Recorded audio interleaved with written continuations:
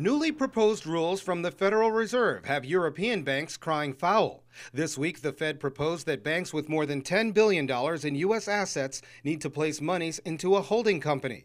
The holding would then be separately capitalized at the same rate as domestic U.S. banks. European banks and American banks and all multinational banks want to make money the easy way.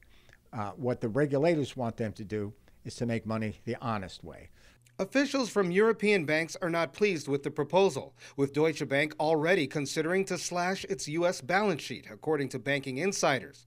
Other banks have indicated that they may also follow Deutsche Bank's move.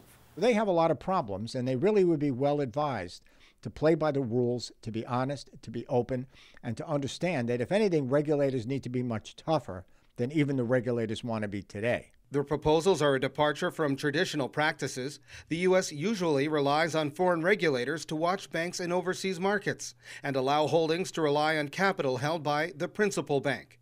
But the U.S. began clamping down on foreign banks with the introduction of Dodd-Frank financial regulations. The new proposals by the Federal Reserve will tighten the leash on European banks even more. Those banks are currently trying to lobby the Fed to change its mind on proposals that were announced at the end of last year but won't take effect until 2015.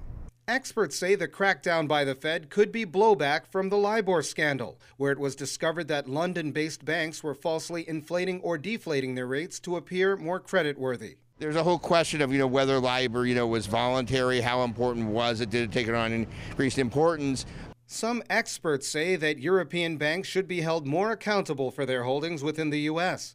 But some banks caught up in LIBOR, such as Barclays, and others, including BBVA and Santander, which have significant U.S. assets, would also be affected by the changes. But the regulators right now are trying to, blame the private sector participants and escape culpability, and they shouldn't be able to culpability themselves for their encouragement or turning a blind eye to LIBOR manipulation, and that shouldn't be tolerated. It's expected that under legal advisement, Euro banks would have to restructure their operations so commercial lending would take place at a U.S. branch or agency network. This would fall outside of proposed regulations.